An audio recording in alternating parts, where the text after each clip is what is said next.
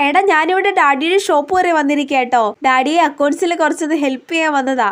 എന്തായാലും വീട് ഇത്ര ദൂരെ ആയിരുന്നു നന്നായി. കുറച്ച് തള്ളിയാലും ആരും അറിയില്ലല്ലോ. ഈ അപ്പന് വല്ല സ്വർണ്ണക്കടയോ ബ്യൂട്ടി ഐറ്റംസ് വിൽക്കുന്ന ഷോപ്പോ വല്ലതും തുടങ്ങിയാ പോരായിരുന്നോ? ഇത് കുറെ അരിയും പച്ചക്കറിയും ഉണക്ക വെണ്ടക്കയൊക്കെ. ആന്റിയാ?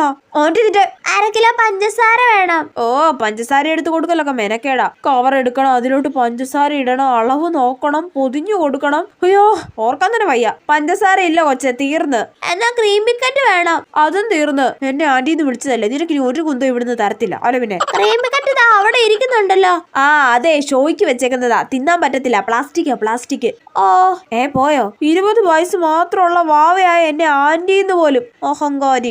ആ കൊച്ചെന്തിനാ മോളെ വന്നേ? ആ അതെ അപ്പ 500 രൂപയ്ക്ക് ചില്ലറ വേണോന്ന്. ഞാൻ കൊടുത്തില്ല. ഓ അതിനാണോ? വേണ്ട കൊടുക്കണ്ട. ഡാഡി അപ്പൊ എന്റെ ഡ്യൂട്ടി കഴിഞ്ഞു, ഞാൻ 200 രൂപ എടുക്കുവാണ്. അപ്പൊ ഓക്കെ ബൈ. ഷടാ.